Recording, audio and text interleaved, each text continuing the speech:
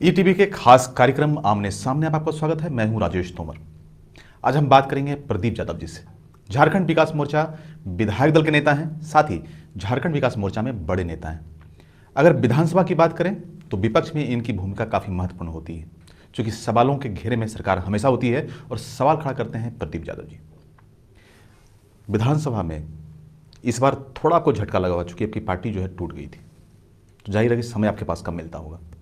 देखिए, समय कम मिलता है, मैं आपकी बात से सहमत हूँ, लेकिन उसके तरीके हैं, उन तरीकों को मैं अपनाता हूँ कि अभी बजट प्रत्येक दिन डिमांड आता है भिन्न भिन्न विषयों पर, उसके कट मोशन होते कि भाई कटौती प्रस्ताव पेश करे, और जो कटौती प्रस्ताव पेश करता है समय पर पहले उन्हें एक्स्ट्रा समय दिया जाता है 15 मिनट का, 20 मिनट का, और जो वो पार्टी का समय उसके साथ जुट जाता है। तो हमें लगता है कि जितना समय पहले था उतना समय हम ले लेते हैं, और फिर जो विधानसभा के जो नियमावली है उनकी नियमावलियों को ठीक से उपयोग करके हम समयों का सदुपयोग करने का प्रयास करते हैं। विपक्ष में लोग ये कहते हैं कि जो उनका मुद्दा है, प्रदीप यादव जी अकेले उन मुद्दों पर हावी होते हैं, यानी कि पूरी विपक्ष और प्रदीप यादव।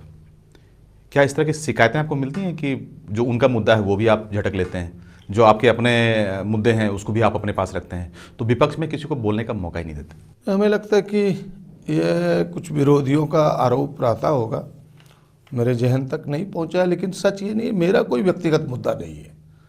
मुद्दा तो राज्य का ही है, जनता के ही मुद्दे हैं, जनता के ही उलझे हुए सवालों को हम सब विधानसभा में सुलझाने का प्रयास करते हैं, सरकार के सामने रखते हैं।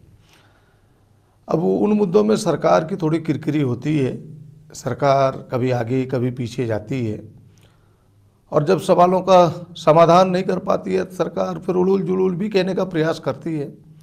तो ऐसे में से सरकार के ही कुछ जो आगे पीछे करने वाले लोग हैं वो विपक्ष को आपस में कई फांक करने के लिए, कई फाड़ करने के लिए इस प्रकार की बातों को पिरो देते हैं, और इस प्रकार की बातों का दुष्प्रचार क्या करते हैं, तो थोड़ी बहुत लगने लगता है कि नहीं प्रदीप यादव आगे आगे करता है तो दूसरे के मुद्दों को भी लेता है, दूसरे को बोलने भी नहीं देता है। और ऐसा नहीं है, सब अपने अपने प्रश्नों को रखते हैं, सारे लोग प्रश्न को रखते हैं। हम जिन विषयों को रखते हैं जरूर विस्तार से रखने का प्रयास करते हैं, उनके तह तक जाने का प्रयास करते हैं और असलियत सरकार के सामने रखने का प्रयास करते हैं। पिछली सरकार में भी आप विपक्ष में थे, इस सरकार में भी विपक्ष में है। पिछली सरकार में भी मुख्यमंत्री बहुत नाराज हुआ करते थे, इस सरकार में भी बहुत मुख्यमंत्री खुश नहीं है।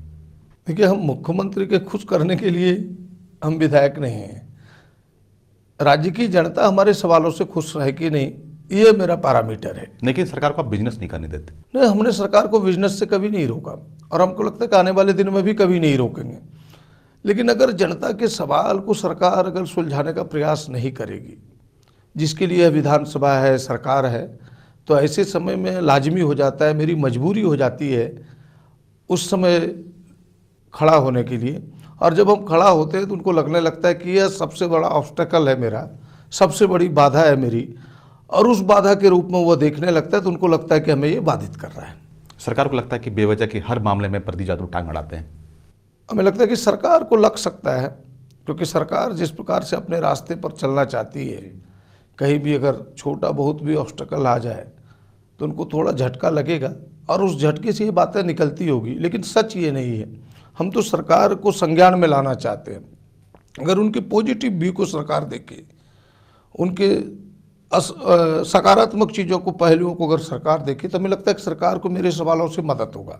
जैसे मैं एक उदाहरण के तौर पर बताऊं जी, कि अब कुछ चीज़ें जो सरकार के ध्यान से ओझल रहता है, जैसे आज ही मैंने कई विषय सरकार के सामने लाया, वो सरकार के ध्यान में भी नहीं होगा कि सरकार ने जैसे घोषणा कर दी कि भाई बिना टेंडर का यहाँ कोई काम नहीं होगा, और किसी चीज़ को बिना टेंडर अगर आपने काम करा दिया और मैं आपके ध्यान में लाया, तो सरकार को समझना चाहिए कि हमने जो आदेश दिया उसका उल्लंघन हुआ, प्रदीप यादव ने लाया मेरे सामने, तो हमको बधाई देके इन सवालों को समाधान करना चाहिए। लोग ये बताते हैं कि आप बहुत पर्टिकुलर होते हैं, आपको जबकि ग्रॉस में होना चाहिए। सरकार काम करती तो सरकार के कामों को कभी विपक्ष बहुत ही सकारात्मक तौर तरीके के साथ में सरकार को कहीं ना कहीं थोड़ी पीठ भी थपथपाने की जरूरत नहीं लगता कि थोड़ी सकारात्मक भूमिका भी होनी चाहिए? नहीं, सकारात्मक है, लेकिन अब तक सरकार का रोल कोई सकारात्मक नहीं है। सरकार में ये दिखना चाहिए कि भाई सरकार सबके लिए कर रही है, तो हमें लगेगा कि नहीं भाई जब सबके लिए सरकार करती है तो चलो इनका साथ देना चाहिए, थोड़ी बहुत गलती हो तो। या तो पूरी चीज़ें गलत ही सरकार करती है, तो ऐसे में से साथ देने का दिल नहीं चाहता, जी। अंदर से इच्छा नहीं जगती, अंतरात्मा की आवाज़ कहीं आती नहीं सामने कि नहीं भाई हम इस व्यक्ति को साथ दें, ऐसी सरकार कहीं को ऐसा साथ तो दें। नहीं कि सरकार ने बहुत ज़्यादा दर्द दिया है आपको, चूंकि आपके 6 विधायक आपके बीजेपी में हैं। नहीं, उसमें कहीं दो राय नहीं है कि मेरे विधायक बीजेपी में गए हैं और सरकार ने इसे ज़बरदस्ती ले भी गया है पद पैसे का प्रलोभन दे करके, लेकिन वो दर्द कहीं और है।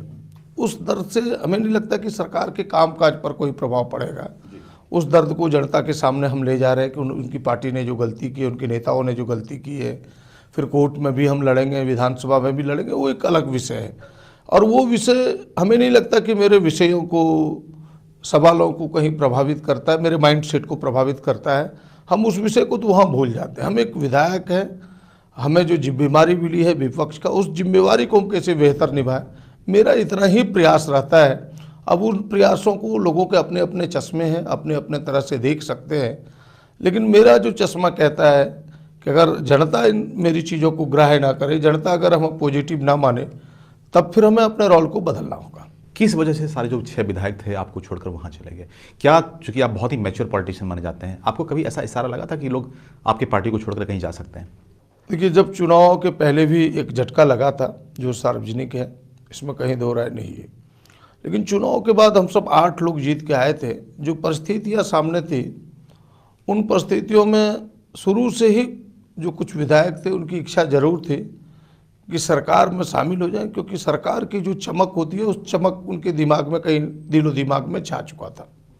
वो पार्टी के अंदर भी कई बार इस विषय को रख चुके थे, जो सच्चाई है। बिल्कुल, हम बात करेंगे कि पार्टी में जो चकाचौंध खासतौर पर सरकार में होती है, उसके वजह से विधायकों का पाला बदलना झारखंड में बड़ा आम सा खेल था।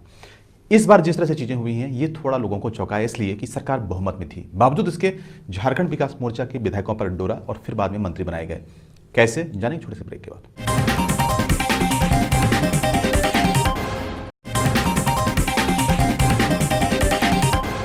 ब्रेक के बाद एक बार फिर से आपका स्वागत है। हम बात करें प्रदीप यादव जी से।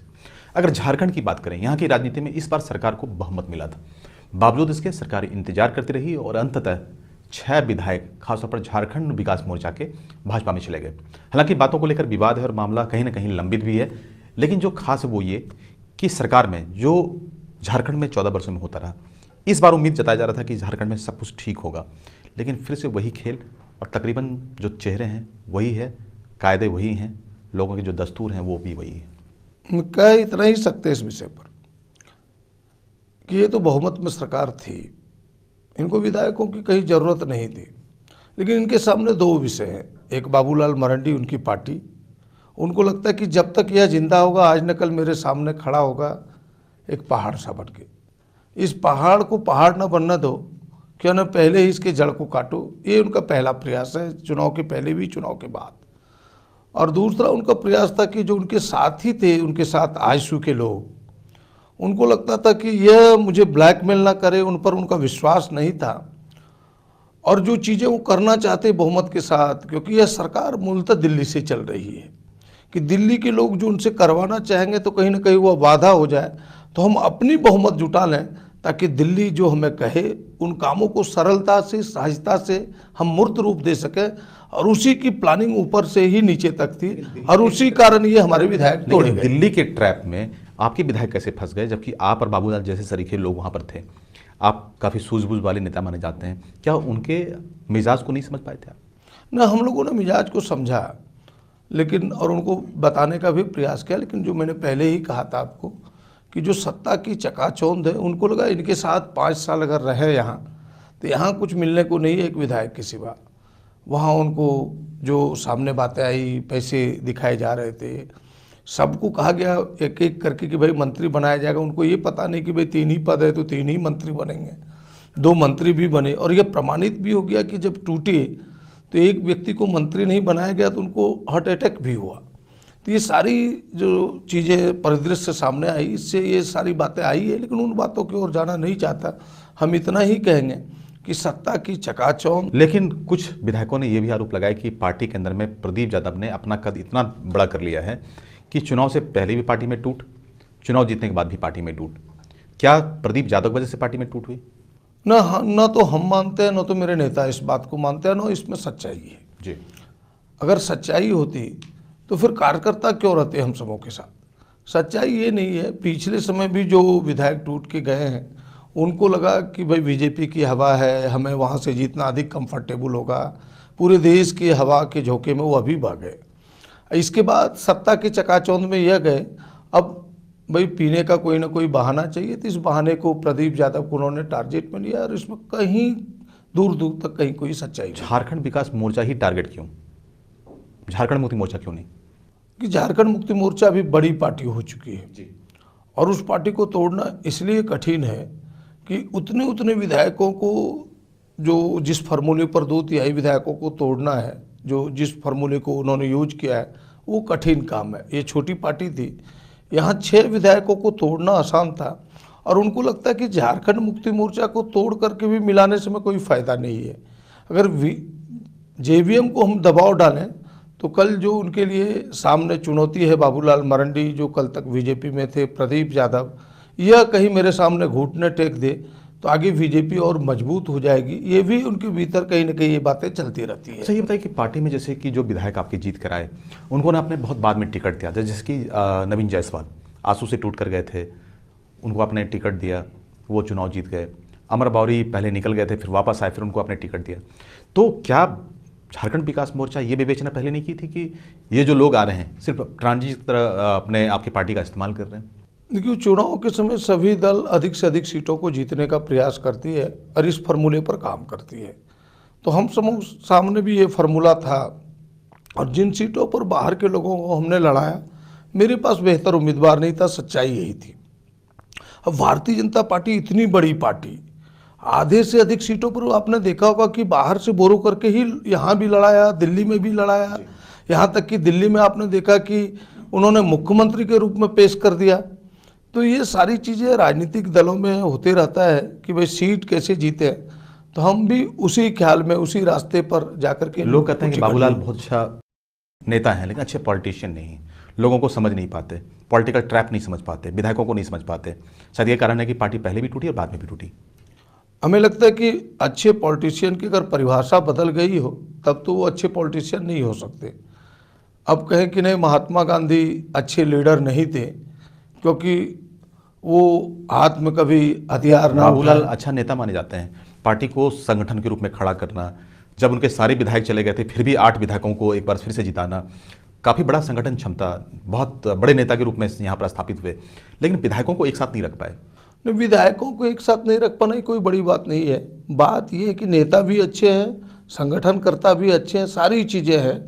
लेकिन आज की दुनिया में, आज जो दुनिया है कि भाई छल प्रपंच करना, राजनीति में जोड़ घटाव करना, हमें लगता है कि उन पर उनको विश्वास नहीं है। सीधे जनता से संवाद पर विश्वास करते हैं, इसलिए जनता में पैठ बना लेते हैं। इस छल प्रपंच के राजनीति में वो कहीं ना कहीं हमें लगता है कि पीछे हो जाते हैं। जो बात आप कह रहे हैं उसका मीनिंग यही है, उसकी माने हर पॉलिटिशियन का एम्बिशन होता है, यानी कि महत्वाकांक्षा होता है। आपकी पार्टी में अगर देखें तो फिलहाल भविष्य में ऐसे कोई कहीं पर कुछ इस तरह के आसार नज़र नहीं आ रहे जहाँ पर आप और प्रकाश राम जी, जिनको बहुत ज़्यादा मौका में यहाँ पर नज़र आ रहा हो, आने वाले समय में झारखंड विकास मोर्चा में खासतौर पर जो और बचे लोग हैं उनको इंटैक्ट रखना कितना आसान होगा?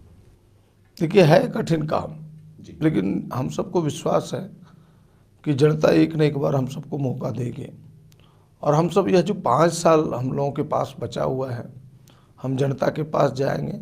इस बार कुछ भारतीय जनता पार्टी की हवा थी जिस कारण सब हम पिछड़े हैं।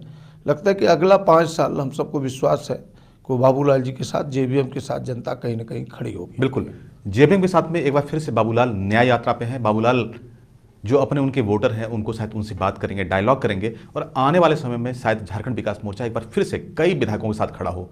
लेकिन आगे तब क्या गारंटी होगी कि लोग विधायक नहीं भागेंगे? जानेंगे छोटे से ब्रेक के बाद।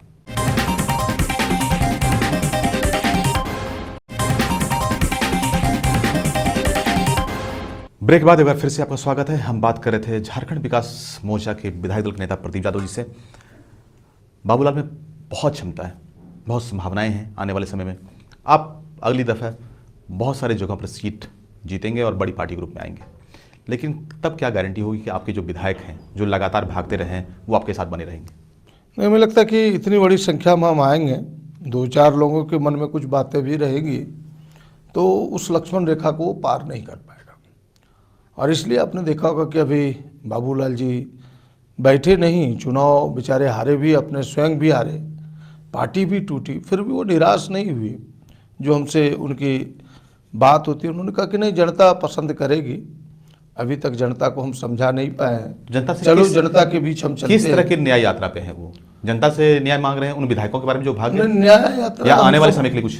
हम सबों ने न्याय यात्रा इसलिए उसका नाम दिया है कि भारतीय जनता पार्टी ने जिस तरह से संविधान की धज्जियां उड़ाई है, और बाबा भीमराव अंबेडकर ने जो संविधान बनाया है, आप देखते होंगे कि उस न्याय यात्रा में पहला अगर माल्यार्पण करते हैं तो बाबा भीमराव अंबेडकर को ही करते हैं, और यह बताने का प्रयास करते हैं कि भाई हम सब जनता अब हमें न्याय दे, जनता हमें बताए कि भाई हम गलत है कि भारतीय जनता पार्टी गलत है। पहला सवाल तो ये जो पूरी घटना है उसमें।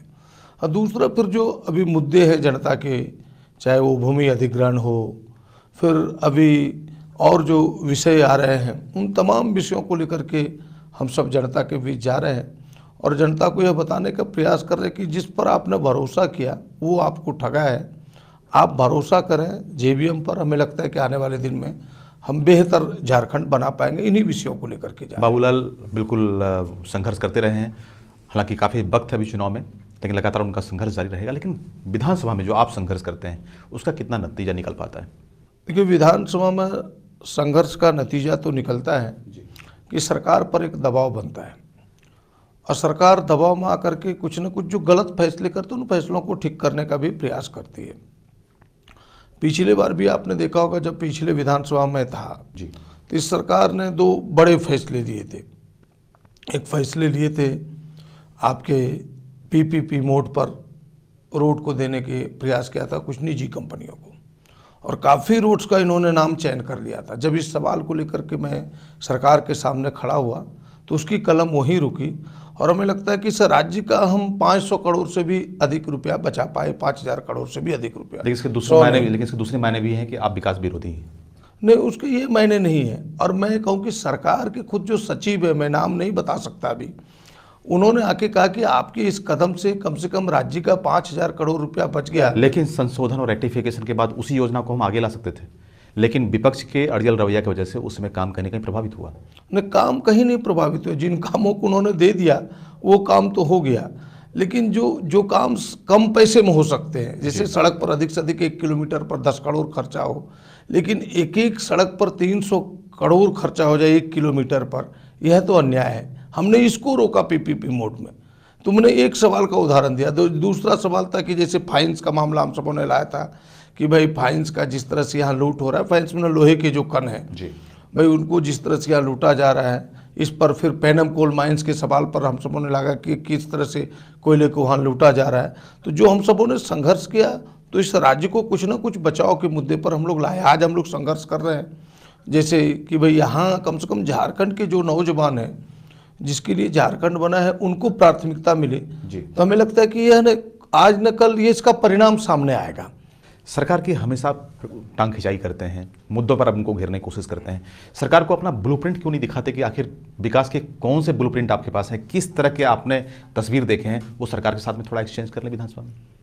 देखिए, वो अगर सरकार एक्सचेंज करना चाहिए, उस पर बात करना चाहिए, तब तो आप ब्लूप्रिंट देंगे। वो तो आपकी बातों को समझना नहीं चाहता है। लेकिन फिर भी जैसे अभी बजट सत्र चल रहा है जी, अब सरकार बजट सत्र में अपनी पीठ थपथपाती है।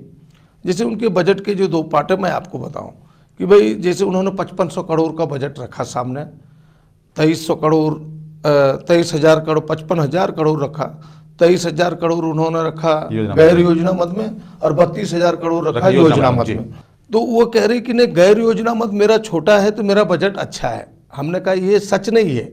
अगर गैर योजना मद छोटा है तो आप बताओ कि पिछले साल से भी गैर योजना मद छोटा है, तो आप अपने लोगों को सैलरी कैसे दोगे?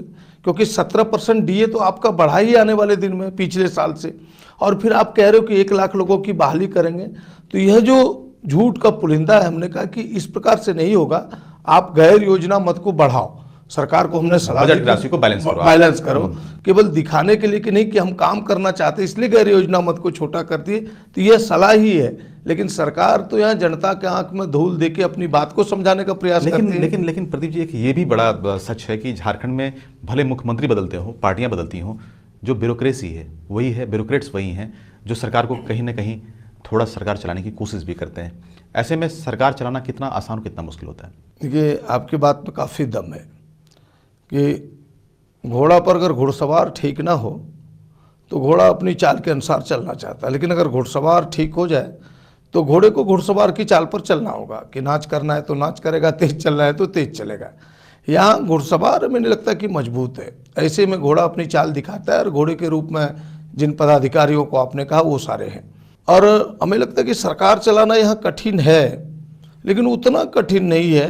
अगर आपकी मन स्थिति ठीक हो जाए, आपकी इच्छा शक्ति ठीक हो जाए, आपको लगे कि हमें काम करना है, हमें यह ना लगे कि हमें मुख्यमंत्री बने रहना है, हमें सरकार में बने रहना है, अगर इस इच्छा शक्ति के साथ कोई बैठ जाए कि सरकार जाए या रहे, मुख्यमंत्री हम रहे या ना रहे, हम किसी की जी हुजूरी बजाने के लिए सरकार में नहीं आए हैं, हम काम करने के लिए आए हैं, तो हमें लगता है कि काम करके दिखाया जा सकता है। बतौर विपक्ष किस तरह के झारखंड की आप कल्पना करते हैं? ना, हम सब कल्पना इस प्रकार करते हैं कि इतनी चीज़ें हैं यहाँ, इतनी संपदाएं हैं यहाँ, झारखंड के गांवों तक सड़कें हो, झारखंड के खेतों तक पानी हो, नौजवानों का जो पलायन, नवयुवतियों का पलायन होता है उसको रोका जाए, हाथों में काम हो, यहाँ के नौजवानों को शिक्षा के लिए बाहर ना जाना पड़े, अच्छी शिक्षा का यहाँ माहौल हो, अच्छी इंस्टीट्यूशन हो, और साथ ही स्वास्थ्य सेवा जो इतनी कमज़ोर है उस कड़ी को भी हम मजबूत कर सकें। तो ये सारी चीज़ें जो सामान्य जो चीज़ें हैं उन चीज़ों को यदि हम ठीक कर लें तो हमें लगता है कि हम बेहतर झारखंड बना सकते हैं, और उस जिसकी संभावना यहाँ है। बिल्कुल बेहतर झारखंड की संभावनाएं हैं, लेकिन सरकार की जो तस्वीर अब तक सामने आई है वो जो तस्वीर है वो धुंधला नजर आ रहा है। सरकार की तरफ से लोगों की काफ़ी अपेक्षाएं हैं, विपक्ष भी अपेक्षा रखती है, और विपक्ष ने कहीं ना कहीं सकारात्मक जो भूमिका होती है उसका भी यहाँ पर प्रदीप जी ने एक तरह से आश्वासन एक तरह से उन्होंने दिया है कि एक बेहतर झारखंड के निर्माण में विपक्ष भी सरकार के साथ में है। इस कार्यक्रम में आज इतना ही। जब अगली बार मिलेंगे एक नए सच के साथ मिलेंगे, तब तक दीजिए इजाजत। नमस्कार।